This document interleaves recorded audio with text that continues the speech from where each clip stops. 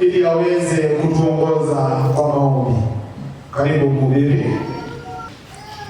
Tunakutukuza na kukushukuru Mfalme wa neema kwa jina la Yesu. Asante sababu ya siku ambayo Bwana uliitenga Mungu ukatupatia ili Bwana tusherehekee kwa watoto wetu Bwana ambao wamehitimu. Sifa na hata utukufu ni zako Bwana. Ninaomba mambo yote ambayo itakayoendelea mahali hapa Bwana Mungu kwa mbele yetu tuongoze, njoo wajile tukupendeze na hata tufurahie kwa ajili ya vile watoto wetu wamefanya kwa jina la Yesu Kristo. Tupe mwanzo mwema mpaka tamati njema. Kwa jina la Yesu Bwana atakuwa. Tumefurahia kuwa mahali hapa. Asante sana daktari. Pia ni vizuri sana kumshukuru mmoja Daktari Wele ambaye ni mmoja wa halmashauri ya shule hii, ambaye pia kwa juhudi zake nyingi ametusaidia na kuhakikisha kwamba shule yetu inaendelea kunawiri katika gatuzi hili la Nakuru. Tumshukuru Daktari Wele kwa makofi. Asante sana. Isipokuwa ni juhudi zake kuhakikisha kwamba wazazi na wanafunzi na walimu wote wameungana na kuhakikisha kwamba shule yetu ya Musketeers inaendelea vizuri, hatungekuwa hapa. Asante sana Bwana Kamau kwa kazi yako nzuri. Tumpongeze Bwana Kamau kwa kazi nzuri ambayo anaendelea kuifanya. Pia sisi ukiangalia core values za shule yetu ya Musketeers, we talk of God fearing. It's a God fearing institution. Ama ni shule ambayo tunatambua sana kumcha Mungu, na kusaidiana na Bishop Gitonga JM Gatuma wamekuwa akileta wazazi pamoja na kuwahimiza umuhimu wa kuleta watoto hapa shuleni ili waweze kufanya kazi yao ama waweze kusoma. Pia ni vizuri kumshangilia na kumpongeza JM Gatuma kwa makofi. Asante sana mzazi kwa sababu ya kazi hiyo nzuri. Our registrar Mr. Boma, asante kwa kazi nzuri ambayo umekuwa ukiendeleza kuhakikisha kwamba wanafunzi wetu wamekaa mahali ambapo wanastahili, wamepata kile ambacho wanahitaji. Kwa hivyo tumpongeze Bwana Boma kwa makofi mazuri. Asante sana. Our Dean of Curriculum Mr. Peter Isanda pia amehakikisha kwamba kama ni mitihani wamefanya wakati ambao unastahili, wamekuja na ndiposa mpaka wamefikia wakati huu wa kuhitimu na watapata vyeti vyao kwa sababu ya kazi nzuri ya Our Dean of Curriculum Bwana Peter Isanda. Pongeze kwa makofi. 2, 3, fungua. Asante sana the class of 2025 kwa kazi nzuri ambayo umefanya. Najua hiyo safari sio rahisi vile. Najua ni bidii nyingi ambayo umetia ili kuweza kuhitimu. Na kwa sababu baada ya hapa tutapewa uwezo wa kwenda kufanya yale ambayo yanahusiana na kazi hiyo, tunaomba mtakapoenda mahali pale muwe good ambassadors of Musketeers Institute of Science and Technology. Good morning. Distinguished guests, members of the board, our principals, our staff, our parents and guardians, our fellow students, and our guest graduates, the class of 2025. Good morning once again. Today is not just a ceremony, it is a celebration of hard work, resilience, and growth. You know, kwa comrade si rahisi. Yeah. We gather here to honor a journey that has been filled with lessons beyond the classroom, lessons of discipline, teamwork, perseverance, and character. To our graduates, these moments belongs to you. You came this school with dreams, uncertainties, and potential. Through challenges, exams, friendships, and late night of study, you have transformed it into confident individuals ready to face the world. Your success proves today that determination and effort always pay off. I would like to sincerely thank our teachers and administrators for your dedication, patience, and guidance that have shaped us into who we are today. You believed in us even when we doubted ourselves. To our parents and guardians, your sacrifices, encouragement, and unwavering support made this achievement possible. This graduation is as much as yours as it is ours. You leave these gates. As you leave these gates, remember that education is not just about certificates, but about values, carrying integrity, humility, and kindness wherever life takes you. The world ahead is full of opportunity, but also challenges.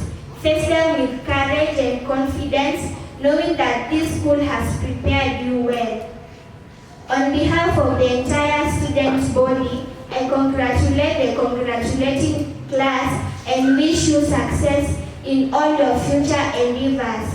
May you continue to learn, grow, and make a positive difference in the society. Thank you and congratulations once again, class of 2025. Asante sana. Haya kidogo hivyo. Asante. Karibu sana. Good morning. Good morning once again. Praise the Lord.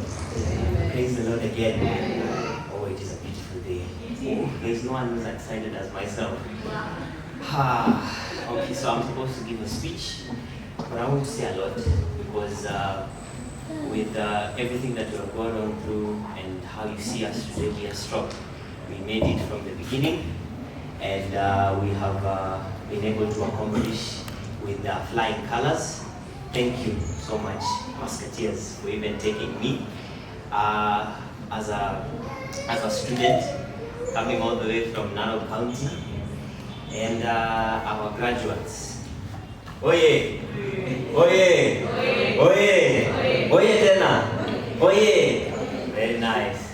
Wana MC riding on all protocols that have been set today. Good morning, everybody. Bwana Yesu asifiwe. Amen. Ninafurahia sana kuwaona siku ya leo.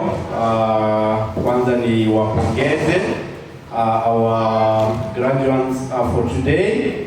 It has been a journey, and as a teacher, I must say that I'm happy with this class. It is the second class that we are releasing out there, and as the registrar, the person that has been following up these students right from their homes, because that is my job. My work entails getting into the village and creating awareness about the institution. And when they come here, I ensure that I register them into the academic system, and I follow their journey right from the first class, the first cut, all the way to the final exams. Some that manage to sit for the internal exams, and a majority that manage to sit for the external, national and international exams. And I must say that I am happy with the outcomes of the entire process. And for that reason, allow me to briefly read my speech. It is with great pride that I extend a heartfelt congratulations to the graduating class of 2025. Today, we celebrate a remarkable milestone as our graduates receive their artisan, craft, and diploma certificates. Qualifications that reflect commitment, discipline, and excellence in technical and vocational education and training. TVET. This cohort has distinguished itself through hard work and a strong determination to master practical industry-relevant skills, whether in cosmetology, in business, in fashion and interior design, in hospitality, in engineering, in information communication technology, in the area of business, journalism, and mass media, in the area of health and applied sciences, where I actually teach. And you have demonstrated the hands-on competence and problem-solving abilities that define our training philosophy. Your time at the Institute has prepared you not only to enter the workforce with confidence, but also to contribute meaningfully to Kenya's growing technical and industrial sectors. As you step out into the next phase of your journey, I encourage you to continue nurturing the passion for learning that brought you this far. The skills you have gained are valuable tools. Therefore, use them to innovate, to lead, and to open new doors for yourselves and your communities. Carry with you the values of integrity, professionalism, and service that we uphold here at the Musketeers Institute of Science and Technology. On behalf of the entire administration and the faculty, I celebrate you and wish you success in all your future endeavors. May your achievements today be the foundation, even greater accomplishments tomorrow. Congratulations on your graduation, the class of 2025. Guests of honor and the chief guests, parents and graduates. Good morning. My name, as you have been told, is Peter Isanda. I'm the Dean of Curriculum at the Musketeers Institute of Science and Technology. And my work is to ensure that these students are going through the correct curriculum and they complete their studies on time. So ensure that they attend all the classes, to ensure that they complete their studies on time and they get the skills that they came to acquire at the Musketeers Institute of Science and Technology. So I would like to read my speech. Distinguished friends of MIST, esteemed guests, proud families, and most importantly, the graduates of the Musketeers Institute of Science and Technology. Today we gather to celebrate a milestone of profound significance. This celebration is not merely the conclusion of your academic journey. It is the recognition of your perseverance, your discipline, and your unwavering pursuit of excellence. Over the years, you have faced challenges that tested your resolve and opportunities that expanded your vision. Through sleepless nights, rigorous studies, and countless sacrifices, you have proven that success is not given, but earned. Today, you stand as a testament to the power of determination and the promise of knowledge. Graduation is both a celebration and a call to responsibility. The world you enter is complex and demanding, yet it is also filled with boundless possibilities. Science and technology are the engines of progress, and you, as their stewards, must ensure they are harnessed for the greater good. Your discoveries, your innovations, and your leadership will shape the future of communities, nations, and generations yet to come. As you step forward, remember that true greatness is not measured by titles or accolades, but by service, integrity, and impact. Let your knowledge be guided by humility, your ambition by compassion, and your vision by resilience. Carry with you the values instilled at MIST College, the pursuit of truth, the courage to question, and the commitment to excellence. Graduates, today you join a profound tradition of scholars and innovators. The Musketeers Institute of Science and Technology sends you forth not only as graduates, but as ambassadors of hope and progress. May your journey ahead be marked by wisdom, courage, and unwavering pursuit of a brighter tomorrow. Congratulations.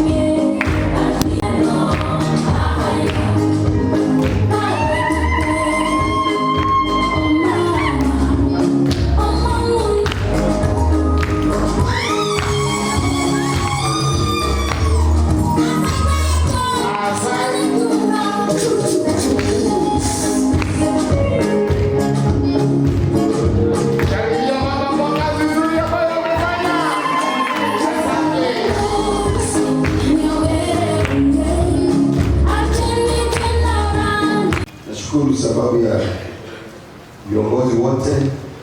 Mungu awabariki kwa kazi nzuri wamefanya. Wazazi, Mungu awabariki kwa kazi mmefanya, sababu ya kuleta wanafunzi hapa. Na wanafunzi, Mungu awabariki sababu ya kazi nzito ambayo mmefanya. Mungu atende neno. Nataka kuongea kwa kifupi sana,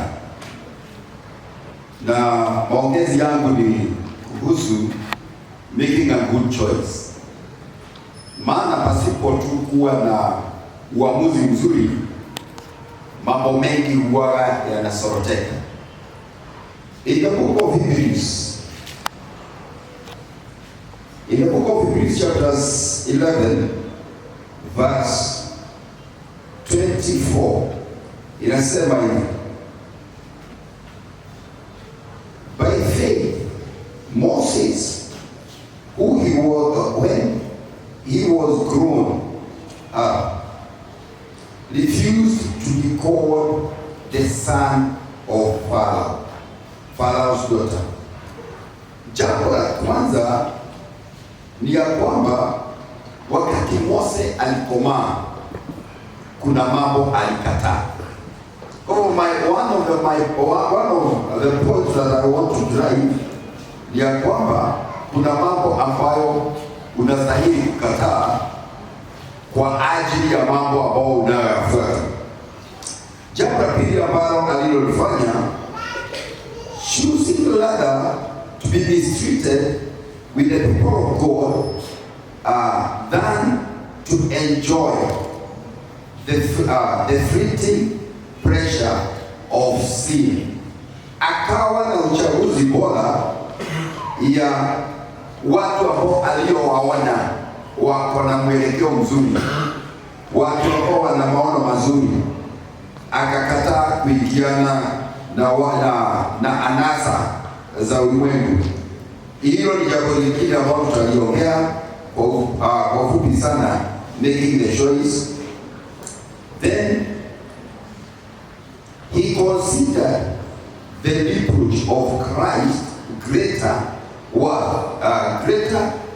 worth than treasure of Egypt, for he was looking to the reward.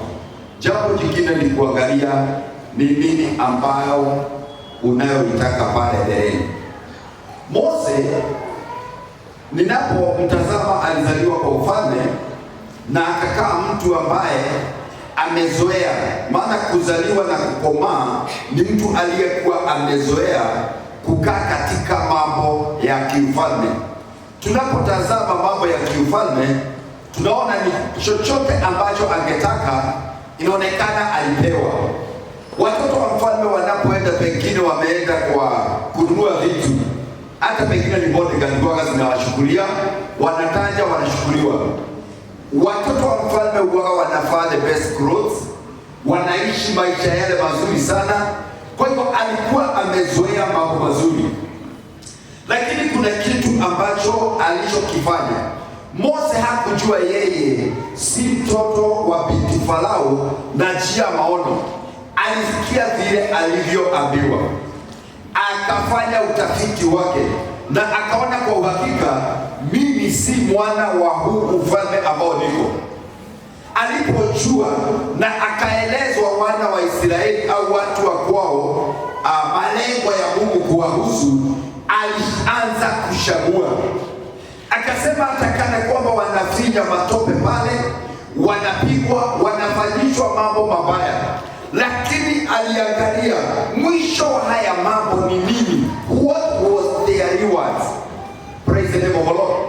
Ni nini ambayo au destiny yao iko namna gani? Kwa hivyo alipoangalia, he made his choice.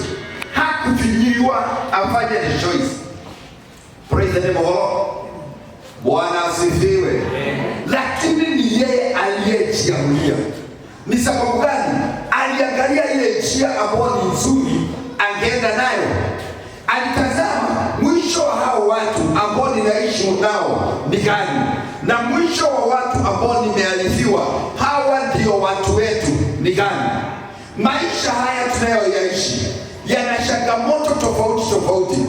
Jambo moja ambalo tunastahili kuifanya, na hasa baada ya graduates wetu, ni ya kwamba usitazame sana ni nini baba yako ako nacho. Usitazame sana ni nini mzazi wako ako nacho, maana kile ako nacho pengine kimeangaliwa na hata wengi, na haujui mpango wake wa vitu vyake. Bwana pesiwa. Kuna watu wao wana maisha mazuri sana mwanzo, lakini mwishoe jambo linaweza tokea na mali yote ya mzazi iende. Je, wewe mpango wako ni gani? You have to make your own choice. Maisha yangu nitaishi aje? Mimi nitapata nini kando na kile ambacho wazazi wako nacho? Ninataka niwe na shamba. Bwana pesiwa. Na nipoza mzazi amekupeleka kiwango ya kwamba umesoma, umehitimu, akiangalia wewe vile utakavyo fanya mambo yako. Kuna jambo ambalo anakuonesha hapa ya kwamba your future ni wewe utaitengeneza, hautatengenezewa na mtu mwingine. So you must have the good choice. You must choose the good way to go. Bora pesimu. Lazima utafute njia iliyo sababa yako ya kutembea, na unapoendea njia yako utazame lengo langu la maisha ni nini, destiny yangu itakuwa aje. Uwe na maono ya kile ambacho kiko mbele zako. Mose hakuwa na maono tu ya kwamba nitaishi kwa nyumba ya mfalme au nyumba ya Mungu, lakini anatazama mwisho wa watu wa Mungu ni nini ambayo watakuwa nayo. Akaona haya maisha ninayoyaishi sikatai ni mazuri, lakini hayatakuwa mazuri kuliko yale. Bwana pesiwa. Wale niwaambia jambo moja nililofanya kwangu mimi. My dad alikuwa tajiri sana. By 70s alikuwa na earn more than 30,000 by 70s. That is 1,000 by then. Si pesa mingi. Kwa hivyo ninaangalia maisha, tuna gari, tunapelekwa mahali tunataka, toa kile ambacho tungetaka. Kwa hiyo choice of living. Mzazi anaweza kosa kukuanzilisha na ile level ambao ungetaka. Maana sijui mmehitimu na kozi gani, sasa nipata tu hapa. Pengine hawezi akakuwekea kile ambacho angekuwekea ili kupanue sana. Lakini unaweza enda na uajiriwe, uanzie maisha ambayo ni madogo, ukilenga nitakuwa ninafanya nini maishani, mimi miaka 10 nitakuwa nini. Me to ride on the already laid protocols, and as a representative of the parents, let me first of all say that we as parents are very grateful for having been given this chance to bring our children to come and join this institution, the MIST. It has been a journey. And I know when you did start, when you joined this college, this is not the end. This is just but the start. There are those after walking out there who will immediately join the job market. And when I talk of the job market, it is not necessarily that you will be employed. You can also be a job creator, because I know this is what you have been trained to do.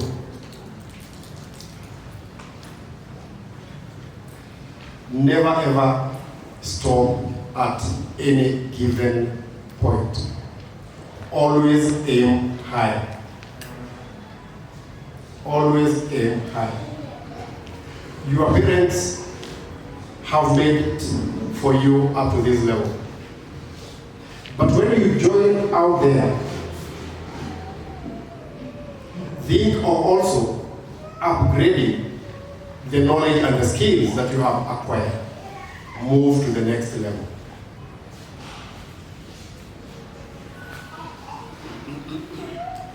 But all said and done, as much as we do compete,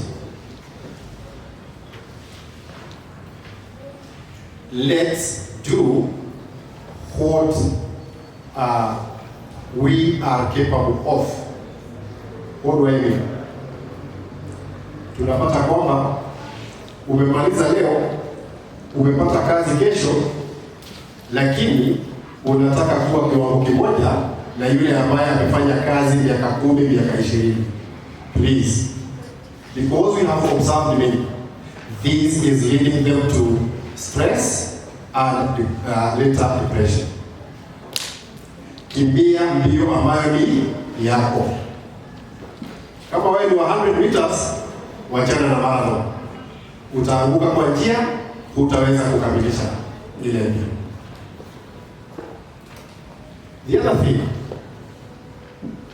is becoming responsible. Have you entangled yourself into? It is us to wish you all the best. Thank you for having made us happy for completing your course. And I know when you move out there, you will be good ambassadors to MIST College. May God bless you as you walk out of the college. Thank you. Habari zenu. Graduation ya wanafunzi hawa wa mwaka wa 2025 ambayo ni graduation yetu ya pili. Kwanza kabisa ningetaka kuwajulisha kwa wadozi wetu. Musketeers Institute of Science and Technology is an institution that was founded on background of love and unity. Sometimes people wonder what is the meaning of these Musketeers. Why? And we keep on reminding people, you know, Musketeers is associated with so many things. The other time somebody was telling me about masqueraders. Another one said about these guys who are called Atur Margarian. Oh, who are they? They were called what? Atur Sargasian and Atur Margarian. What were they? They were being called what? Mercenaries. Mercenaries. Another person told me that it is mercenaries, but it is not mercenaries, it's not masqueraders, it is Musketeers Institute, which means Permanent Friends Institute. So if somebody asks you what is Musketeers, Musketeers means permanent friends. I thought it's important for me to clarify that. Musketeers Institute of Science and Technology is managed by a board of directors. And even before I say anything, I want to introduce the board of directors. Kindly, let us stand wherever we are so that I can be able to introduce the board. Looks like Mr. Isada and Patrick. Now, it is managed by a board of 9 directors. And our chairman is Dr. Stephen Motie, that is the chairman of the board. Let's clap for him. We have the vice chairman, who is Dr. Esron Were. Clap for him. I am the secretary to the board. That is my position, the secretary to the board as the principal. Clap for me also. We also have from this end, Peter Wachangera Isanda. He's also a member of the board, and he's also in the management of the institution as the Dean of Curriculum. We also have Patrick Moma. Patrick Moma is also in the management of the institution as a registrar and also as a member of board. We have Pauline Akini. Pauline Akini is the commissioner, St. John's Ambulance, Rift Valley Region. Clap for her. Asante sana. Then in absentia, you can sit. We have other 3 board members. You see those are 6. We have other 3 board members. 2 have apologies, but 1, who is Madam Helen, is on her way. So it is only 2 who have apologies for being absent. Now I believe you have seen the management of the institution. That is how the institution is managed. This morning, I'm also excited to have in our presence Dr. Kamau Wambu. Please, I have heard you being mentioned. He's seated behind there. Let us clap for him. He's one of the great minds and a brain behind this institution. We also have Dr. Wilson. They don't like referring to that name, I don't know why. It's right here, just stand. Wilson is a pharmacist, and he's also a great stakeholder, especially in the area of medical related courses. We also have other stakeholders in absentia, like the Legacy Hotel, where we are. They are our great partners. I will explain that to you. We also have Igo Paris Hotel, who is also our great partners. We also have Nakuru Nursing Home, who are just down here. They are great partners. And we also have Evans Hospital as our partner, and the county government of Nakuru. These are the people we work with. Why did I want to introduce the partners? This is because our model of training that has been crafted by this board of management is that we train our students in the industry in what we call experiential training, so that when our students leave here, they will not need another training when they go out there. When we train them, we want them to go out there and get right into the industry, into the areas that you have been learning. I thought, and I believed that a guy by the name Adriano would be here.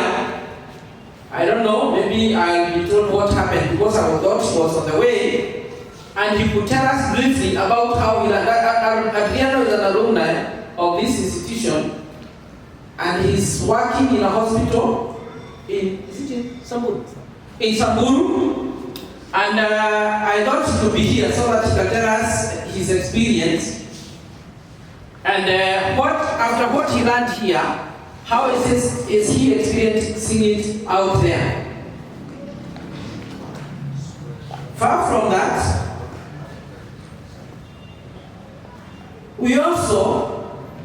I also want really to thank our parents and sponsors.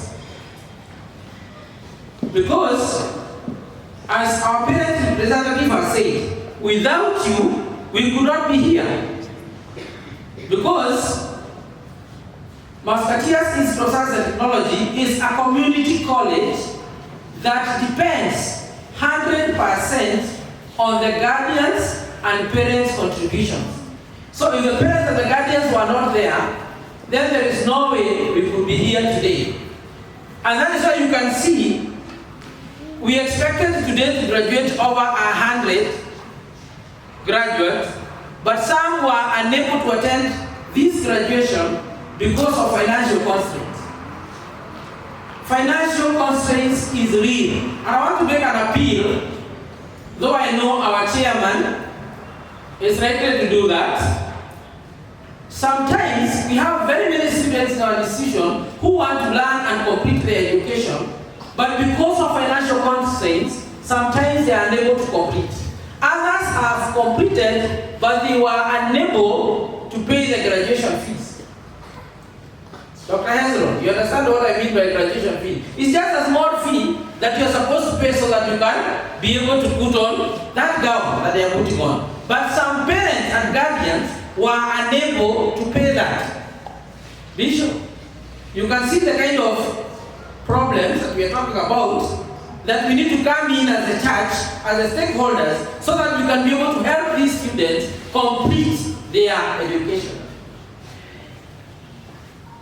The continuing students were doing their exams last week, and some of them were unable to sit the exams because of financial constraints. That is why you had me mentioning those stakeholders.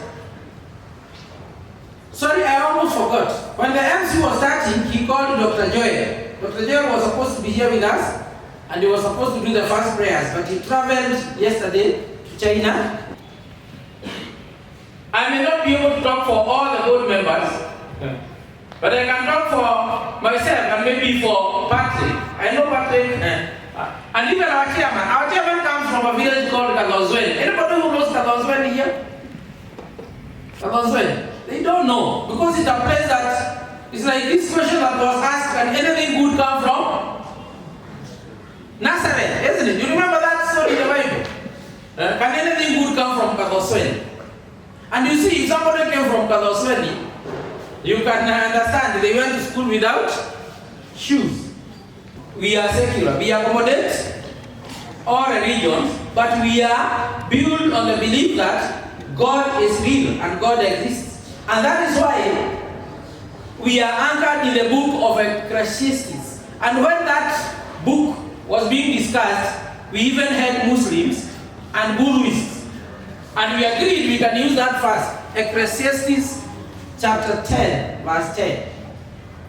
Because what that verse tells us, if you want to cut a tree and then you go there with a shoka, ijanorewa, utakata hiyo mti milele, sivyo?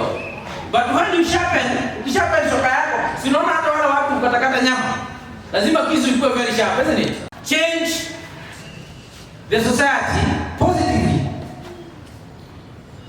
for socio-economic prosperity, so that we don't always complain about politicians, complain about the church, complain about the universities, complaining about everybody. There is something that we can be able to do and change people's life. Mimi sitaki kupitisha hapo, lakini kuna kitu nimewaambia. Mumeisikia? Tusaidiane kubadilisha our society, si ndio? Like I normally walk down here, wakati mwingine naona watoto wengi sana kwa street wamekaa hapo, they are doing nothing. Najiuliza watoto kama hawa tukiwaleta tuwafunze babari kinyosi, lakini hiyo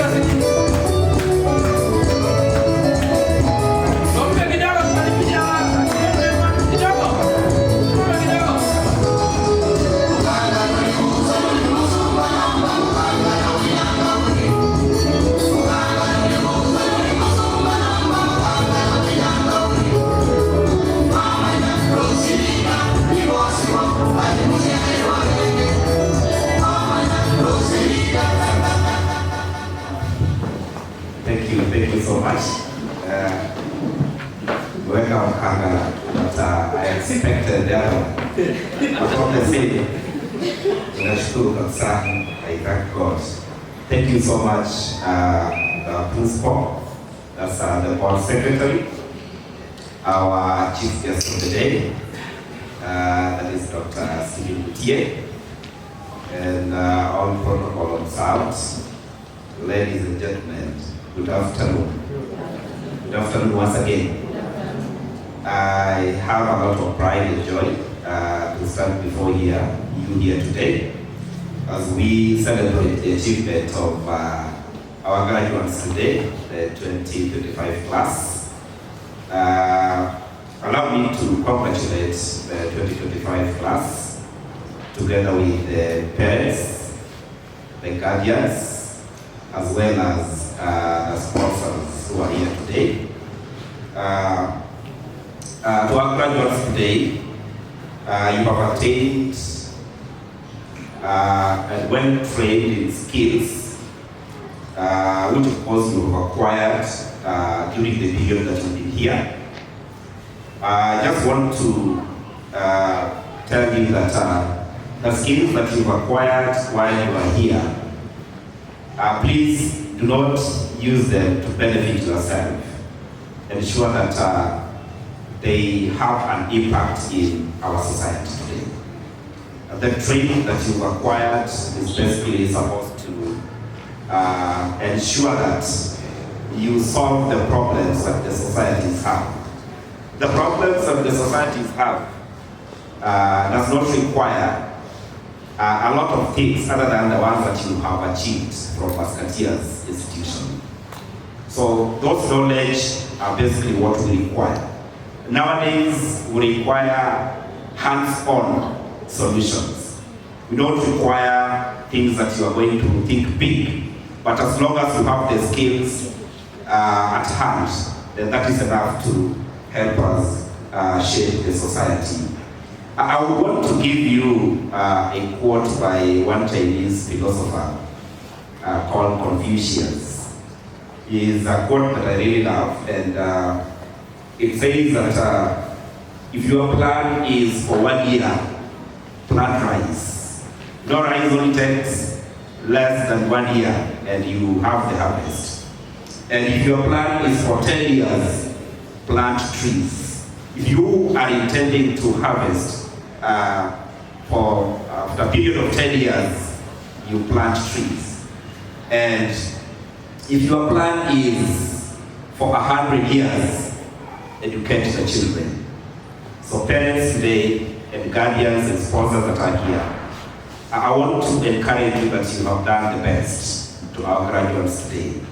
You've given them, I don't want to call it a stepping stone, but a spinning space so that they can be whoever they want to be in life.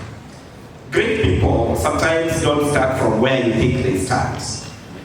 I admire one of the vice chancellors of a particular university, and at a given time I was looking at her profile and I realized that she was a certificate holder. And from the certificate, she climbed to the position of a vice chancellor of a university. So this is a very good starting point. And anybody who starts at this level that we are celebrating today is always a person who is focused. Because that person knows where he or she intends to arrive at. So you have done the best by giving our graduates today the basic that they need so that they are able to prepare themselves to go to the higher level. Parents, today I want to just tell you that Musketeers Institute of Science and Technology is working or is operating under the strategic plan that is 2023 to 2028. And this strategic plan is anchored on 5 pillars. Those are the pillars that are making the institution basically to stand and move to where we are actually expected to move to. One of them is what we are calling the experiential, exceptional client experience. And when I talk about exceptional client experience, what I mean is that in Musketeers, we make our students feel one thing. They must be seen, they must be heard, they are valued, and we understand their needs. That's what basically we do and our staff do when they are here. They must ensure that our clients who are our students are basically seen, they are heard, and they are valued by basically understanding their needs. We also have very good customer understanding, personalization, and empathy. In other words, we treat our learners by making them feel that they are cared for, they are understood, and they are special to us. This is a gift that basically God has given to Musketeers, so that you heard the board secretary say that this is a friends for permanent. And that is basically what we are trying to do here. We also tried as much as possible under the first pillar to focus on active listening and problem solving. Because I say that the society now requires us to provide solutions. There are a lot of problems, even when they go outside after this graduation today, they are going to encounter a lot of problems. And what the society needs is basically solution to the problems. And the training that they have undergone here has given them enough skills to start tackling the problems that the society have. The second pillar is what we are calling experiential learning.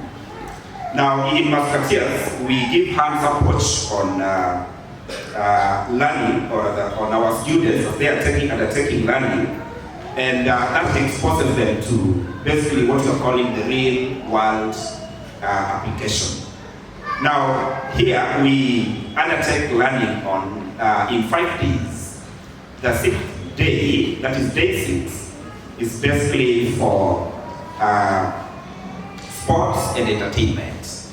And when we are learning here for 5 days, what we basically do is that 2 days we are meant to give the theory working class. That is what the tutors and our staff are basically doing to our students in class. And then 1 day is meant for the practical. We expose our students to practicals. I tell you, when you do a lot of theory and there is no practical, and when you go outside there, where now the practical aspect is required, then that is when we have students that have graduated failing. So we ensure that they do practical, and 2 days out of the 5 are basically meant for industrial experience. This is where our students go beyond the classroom and engage on practical aspects as well as the real world knowledge. For instance, when a student is enrolled in automotive engineering, this student for the 2 days in a week is exposed to garage, so that the student gets the real experience when the student is there. The theory work is in class, but now there is a big difference between the theory and the practical. So that's why you can see that 2 days, this student is to engage in practical aspects. when a student is doing, for instance, food and beverage, or basically accommodation and catering, for the 2 days, these students need to go to probably hotel like the Legacy Hotel here, where the student is now exposed to the practical aspect, now applying what the student learned in class. So that after graduation like this, the student doesn't need an in-service course, does not need a short course, so that the student is able to do what the student has trained on. The third pillar that is making the Musketeers to stand is basically the holistic coaching. In this case, we give an holistic approach to training to all our learners while they are here. We guide them through self-discovery and create sustainable transformation and balance across all life. We expose them to a lot of soft skills. We also ensure that they grow spiritually. And when you had the bishop talking here, you must have been careful to listen to he has been telling them. And that tells you that our learners that are here today are basically have been exposed to spiritual training. And we also give them an opportunity so that they don't understand themselves as complex beings, but that they understand themselves as complex beings, not as a set of problems. They are able to understand themselves. And we believe that in doing so, we are basically making these learners to fit properly into the society. And I will still keep on repeating that the society has a lot of problems. They need solutions. So if we don't train our learners the way we do here, then they find it difficult to integrate in the society. They can't provide solutions. But we believe that through holistic approach, through experiential learning, then our learners go outside there with a lot of skills that they are going to manage the societal problem. And the other pillar is what we are calling networking. And in this case, the Musketeers basically build professional relationship for career growth, where we exchange information as well as we bring in aspect of networking that is leading to the job. Now, we basically ensure that during the 2 days, the student is exposed into the industrial life, and in one way or another, we get a lot of references from the institution of our graduates so that they can be employed. I think you had the principal mentioning of a young girl having done a 6-month course, and now the girl is earning good money compared to the other one. So that tells you that it doesn't matter where our kids are starting from. They can start at a low level that will be able to propel them to a higher level so that they are able to earn better or lead a better life. So a number of employers have always referred to Musketeers institution so that they are able to get our graduates, those that graduated last year. And indeed, it is a good testimony that whatever is done here is leading our graduates to a better place. Now the fifth pillar is what we are calling sustainability, which I want to thank the principal for having highlighted very well on the sustainability of the institution. Now, again, parents, I want just to notify you that Musketeers has a lot of programs that are running, and these programs are going into various schools. We have about 10 schools that we call them faculties that our programs are running into. And maybe just briefly to mention them, we have the School of Business Management, the School of Engineering, the School of Fashion and Interior Design, the School of Health and Applied Sciences, the School of Journalism and Mass Media, the School of Sign Language, the School of Cosmetology, the School of Hospitality, the School of Music and Fine Arts, and the School of Theology. Those are basically schools, but those schools, basically those are the programs that the school, the institution is offering. Thank you very much, Dr. Ezra Were, for welcoming me here, and also for addressing this gathering. Habari ya sai, uko mzima? Are you happy to be here? Una furaha kuwa hapa?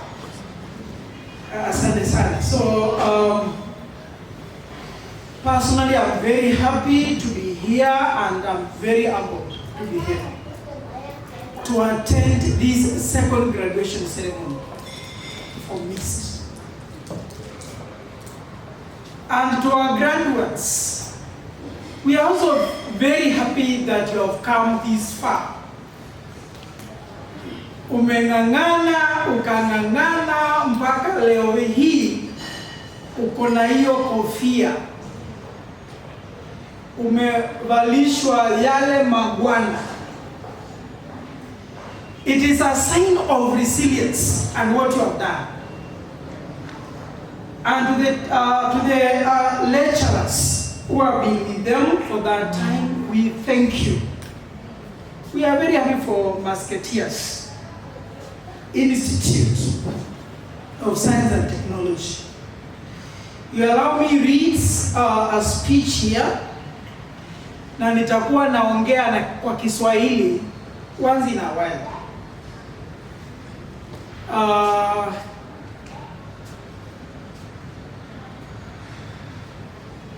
The Board of Directors and Management of Musketeers Institute of Science and Technology, the principal and the dedicated faculty, proud parents and guardians, and most importantly, our graduating class 2025. Good afternoon. To the graduates, take a moment to look at the person sitting next to you. I'm asking. Angalia mwenye meketi karibu na yeye. You have shared workshops, labs, classrooms, and today you are sharing a victory. Your journey here has been defined by two things: resilience and hard work. You did not just read books, you mastered tools. You did not just sit for exams, you proved your competence through practical application. You have shown the grit required to succeed in a demanding world. For every night, for every late night, and every difficult project you conquered, we salute you. As you prepare to enter the workforce, I want you to know that you are joining a prestigious lineage. MIST is already known for producing the finest professionals in this country. We will be listening, we will be watching. We must be honest about the future. And now this one is to our parents and the friends of Musketeers who are here. We must be honest about the future. For too long, our education system has focused on every theory, leaving a gap between what is learned and what the economy actually needs. Let's not lie ourselves. The future of our country is Tibet. The challenges of the 21st and the 22nd centuries, of course we shall be there in the 22nd century, from climate change to digital infrastructure cannot be solved by theory and incantations in the universities. And where we are not losing jobs, we are there in the university. But we are seeing the challenges that we are facing today and tomorrow will not be solved in the ivory tower. They will be solved in the institutes, and one of them is here, MIST. They require, the problems of this century and the next will require the hands that can build, eyes that can troubleshoot, and minds that can innovate. While others are still debating why, you have been trained in the how. I should hear the word amen there. You have been trained on the how. You are the engine that will drive the Kenyan economy forward. Do not let anyone look down on your technical path. You are the ones who will build the bridges, power the cities, and feed our nation. This brings me to the core mission of Musketeers Institute of Science and Technology, which Dr. Were has really explained. MIST was founded with a vision to move this country from conception to production. The aim of this institution is to bridge the gap between the human potential and the industry reality. And that is why you have had people from here, graduates from here, who have excelled in Samburu, Londwar, Mombasa, and the restaurants in Mombasa Road, near our home, and others in very many places. You have had a girl who has just sung today. That is a person who is going places, right? That's someone who is going places. And she is a musketeer. MIST is not just a school. It is an incubator for the next generation of Kenyan job creators and technical leaders. Graduates, the world is waiting for you. Be bold, be ethical, be exemplary, because you have all what it takes. Congratulations. And now niseme hii nikimalizia. Ukiangalia Kenya mahali imeenda, all mahali inaenda, inakuonesha one thing. Tibet is very important. And that is why you hear our president talking about the same thing every day. Let's support MIST with all what we can have. Are we together? Because the future is here. And now this brings me to a plea as chairman. You have heard that there are students who are not graduating today, who are not sharing in our joy today, who will not share the cake that is here, who are not going to throw that cup, academic cup up and say, I have made it, just because of money. Ikiwa wewe umenguzwa na hiyo story, please nione nyuma ya tent.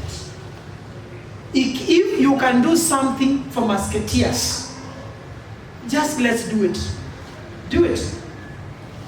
Because you are changing a life.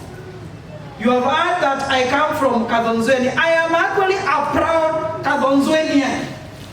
Very proud. And And the story there, if it were not for some of these things that I'm saying now, as in sponsor someone, talk to someone, I would not be here today.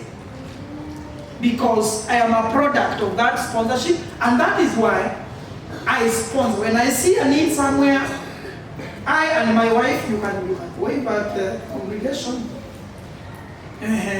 we sponsor. School of Fashion and Interior Design, Certificate in Fashion Design and Garment Making Technology. With credit, we have Positani Cadet Cadet.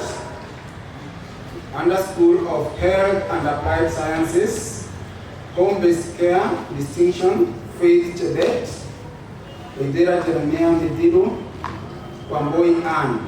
With credit, Nancy Mutawanjiro, Mukiri Michelle Jerry, Imani Teddy Maina, Wanjiro Mugore Tatiana. Certificate in Community Health and Development. With credit, we have Rekai Medicine Kapua. Certificate in Health Records and Information Technology. With credit, we have Chepkemoi Sharon, Jogona Stacy Modoni. Certificate in Health Services Support. With credit, we have Aseka Sharon Atieno, Job Nawaga Chuo. Certificate in Health Care Assistant. With credit, Chankur Nyang Dankur, Abigail Jerotich. Certificate in Perioperative Data Technology. Credit, Soine Ryan Reina. Certificate in Science Laboratory Technology. Credit, Modoni Grace Mugambi. Diploma in Health Records and Information Technology. Credit, Langat Masi Chepto. Diploma in Perioperative Data Technology.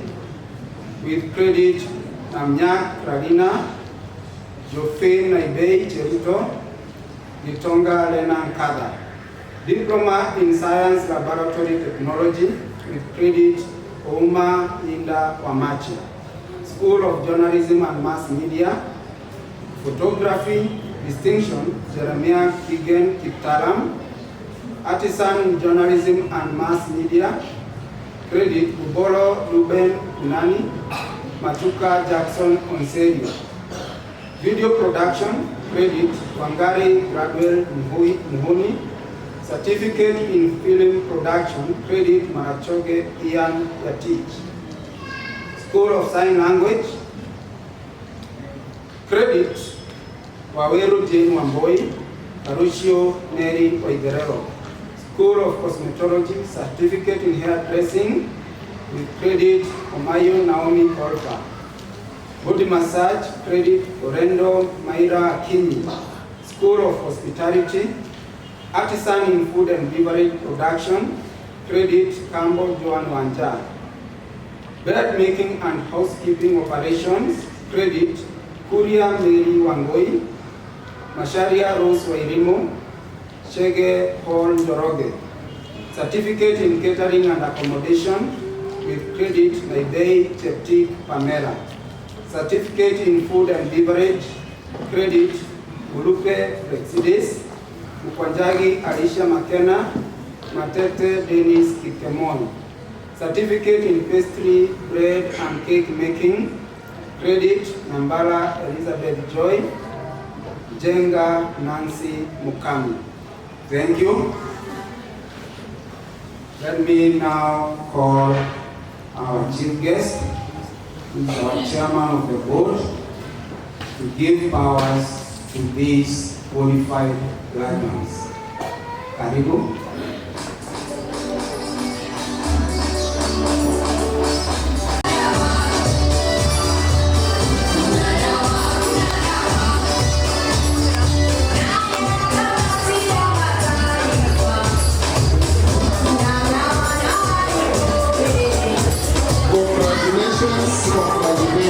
Asanteni sana.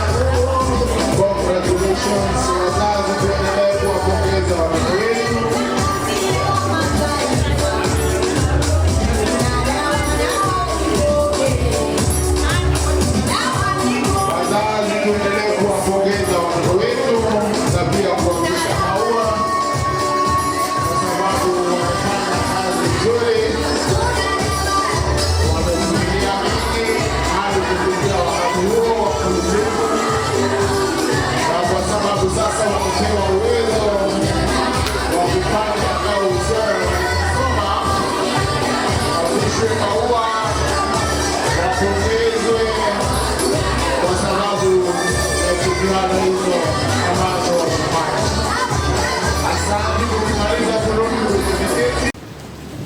Asante sana Bwana MC kwa nafasi hiyo nyingine ya pili.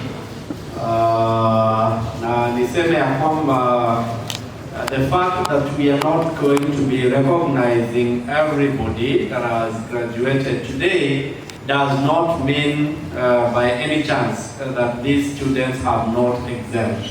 Their performance has been exemplary, and as the registrar of the institution, I am exceptionally proud of all of you.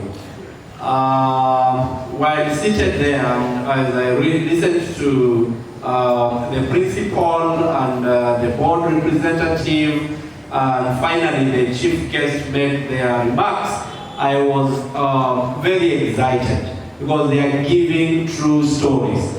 And my eyes were attracted to the banner that we have on top here.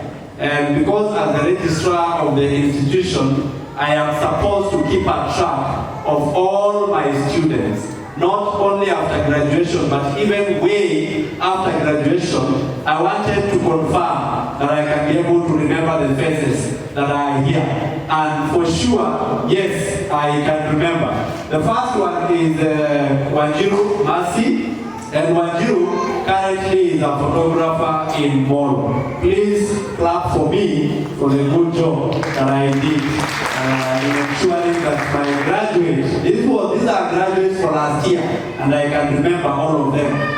The second one is Anastasia Nduku. Anastasia Nduku has a final name as Boma, and Boma is me. That is my sister, and that is the girl that the chief guest was mentioning as the one that is doing exemplary work in our hotel in Mombasa Road, and she's actually doing very well. She did catering and accommodation here, graduated last year, and she's doing well. And as a bigger brother, I can tell you that I'm very proud of that girl.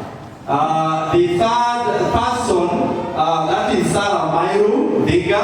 Sarah Mairu Diga did certificate in science, laboratory technology here, and she's now a technician, a laboratory technician in Meru Mix, that is in Meru County, and I am very proud of her and the work that she's doing there. The last face that is visible is Victor Kipkorir. That is Victor Kipkorir. He did his diploma in health records and technology, and he's in Baringo County, and in working with the county government as a HRO, that is the health records officer in the county of Baringo. Tafadhali appreciate me because I have done a good job.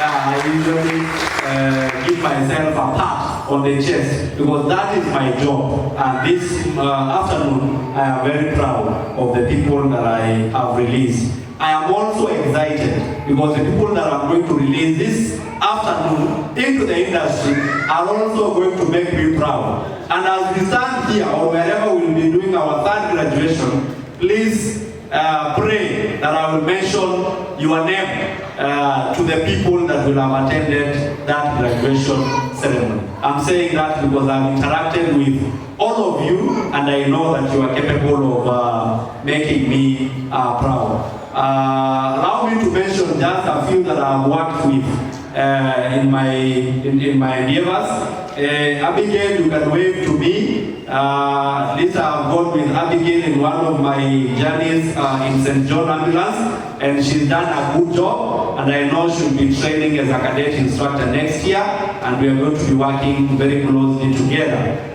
Ruben Kunani, where are you? I know he's going to be making a presentation here shortly after this, and we've worked together in the marketing department. All the videos that you see being shared are done by that young man. He's graduating today, but he's already in the industry. I usually give him a token of appreciation. Bwana Kunani, please usiniaibishe kwa chief guest. Ukifanya kazi huwa natoka kitu. So please ensure that you say that to the chief guest. Na ununulie graduates wengine kakitu. Stacy, I know we worked together a lot in St. John Ambulance. I may not be able to mention each and every one. I'm going to choose them as our representatives today to be awarded in the second graduation. They do not know, so I just mentioned their names. And the first one is muombe Mungu request ya poteza hiyo list, kwa sababu hata mimi nimetumiwa tu after the voting has been done. If you know, if you please stand up. They don't know, so I will just read ambayo nimeandikiwa hapa. The female best student of the year is none other than hajasimama? Okay. Naibei Jophine Jiruto. Tafadhali, let us appreciate that lady. She has been here for a long time. She has been taking a course, diploma in perioperative theater technology. I happen to also have taught her, and I know that she's not only good, she did not only excel academically, but she also excels discipline-wise. So please feel congratulated. The male student of the year this year is none other than Simama pia, so I will read. Odhiambo Jacob. Tafadhali, let us appreciate. We appreciate. So tafadhali mnaweza kuja. I invite here the principal and the chief guest who are going to help me reward this lady and gentleman. Let us start with the principal, who is going to be rewarding the male representative of the year. Male representative of the year.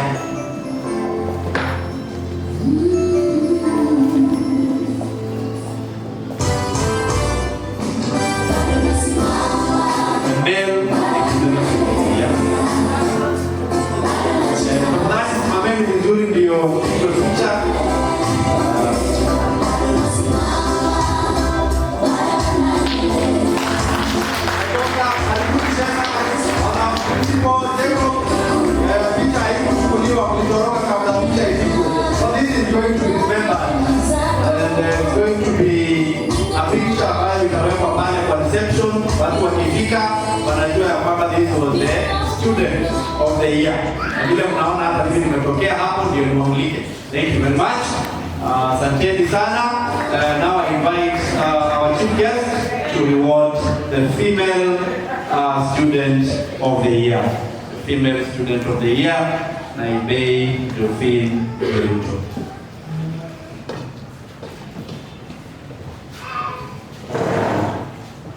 Hawa hawahitaji kulipa sana. Naweza simama hapo ndio kusema nilikuwa. Thank you very much. Napiga Yesu yuko. Thank you very much. Pongezi sana, and may God bless you. Graduate ambaye alikuwa anaserve sisi katika Student Governing Council, and we would want to award and recognize his efforts with a certificate of appreciation. Jina lake ni Soine Ryan Leina. Tunaomba akienda pale akuwe kama babu wimbo. We are going to have the board representative, Daktari Hezron Were, who is going to award this certificate. Let us appreciate him. Akienda pale asikue kama nani, the politicians, asikue kama nani, sijui huyo mwenye mmesema.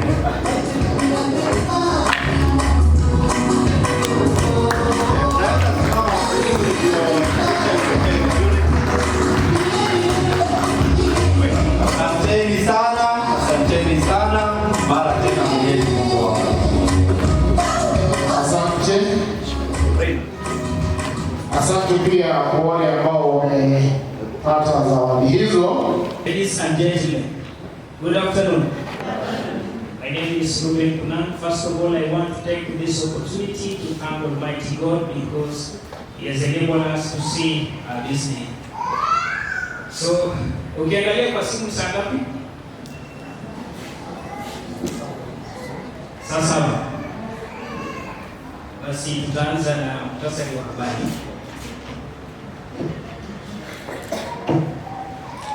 Naam, bila shaka mpenzi msikilizaji wa Miss Radio, karibu sana kwenye taarifa zetu awamu ya saa 7 ukisomewa nami Ruben Kunana. Viongozi wa upinzani wamemtaka Rais William Ruto kuingilia kati binafsi ili kuhakikisha uchunguzi wa kina na wa wazi unafanyika kuhusu kifo cha aliyekuwa mwanasiasa mashuhuri marehemu Cyrus Jirongo. Ombi hilo linajiri huku uchunguzi wa maiti yani postmortem ukitarajiwa kufanyika siku ya Jumatano. Viongozi hao wanasema kuwa wasiwasi miongoni mwa wananchi unaendelea kuongezeka kutokana na maswali mengi ambayo bado hayajibiwa kuhusu mazingira ya kifo cha Jirongo.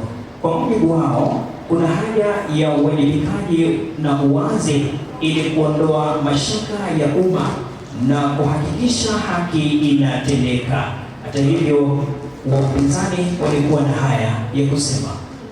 We need urgent, transparent, credible investigations so that Kenyans can be clear and there is no foul play, there is no monkey business. Sinafika tamati habari za awamu ya saa 7 bila kutakia mchana mwema, nikisema Mola Rabuka Mungu azidi kutunukia baraka zake likuki unapozidi kutamatisha mwaka huu wa 2025. Na jina ni Ruben Kuna.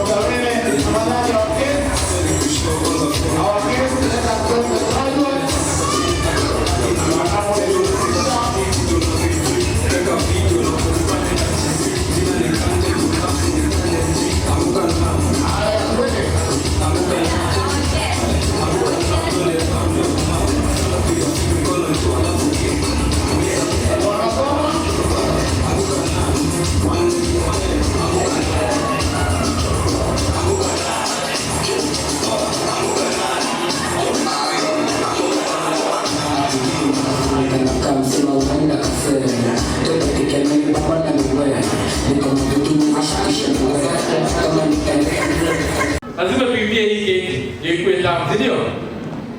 Kuna wimbo ile inaimba sijui tamu. Nataka sisi wote tupige pongezi nyingine noma hapa. Alafu sasa tukate keki, si ndio? Tukaribishe wajibu. Bwana jema, ninaona Bwana Kigangi anafurahia kabisa. Bwana Kigangi, simama tafadhali. Gracias, mnaona huyo ni employer. Hebu angalieni huyo ni employer kwa hospitality industry. Hapo na hoteli pale Egerton inaitwa Kigangi Hotel. Karibu na Egerton University. Ukitaka kula chakula mzuri unaenda hapo. Sijui kama umemuona na wamekaa na mwingine hapa anaitwa Charlton Jeru. Wakuji wa kitani.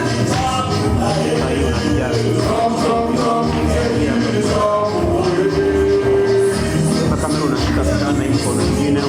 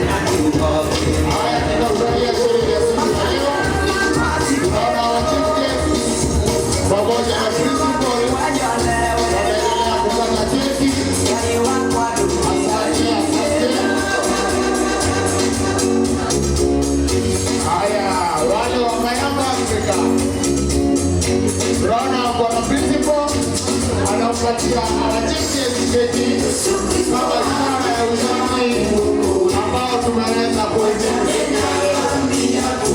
Wachana na dhambi wewe.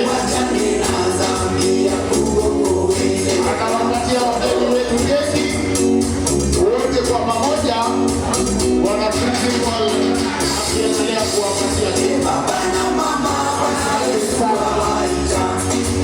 waokoe mwachane na shida. Anampatia Dr. Jennifer Wasafi Jimbo sababu ya dhambi alikufa kwa sababu. Haya, kisha ukitoka anapata keki pale. Asante sana kisha ukitoka. Vizuri kutii sheria za Mungu.